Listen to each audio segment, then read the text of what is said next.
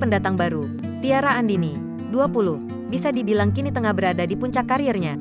Pasca menjadi juara nomor 2 Indonesian Idol 2019, sosok Tiara terus aktif muncul di layar kaca dan merilis sejumlah lagu yang kemudian menjadi populer. Tak hanya suaranya yang merdu, parasnya yang cantik juga membuat sosok Tiara memiliki banyak penggemar khususnya dari kaum Adam. Namun para penggemarnya kini harus merasakan patah hati, lantaran pemilik nama lengkap Tiara Anugrah Eka Setio Andini ini dikabarkan tengah dekat dengan YouTuber Alsat Ahmad. Alsat Ahmad diketahui juga dikenal sebagai sepupu dari Raffi Ahmad, sekaligus adik ipar Tara Budiman. Kedekatan Tiara dan Alsat terlihat ketika Tiara hadir di kanal YouTube Alsat. Dalam kesempatan tersebut, Tiara berfoto dengan sejumlah binatang peliharaan Alsat.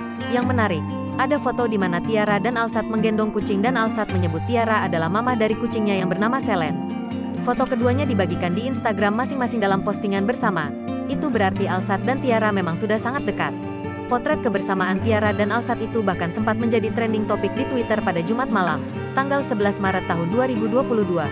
Kakak ipar dan sepupu ipar Alsat pun sampai ikut beri komentar.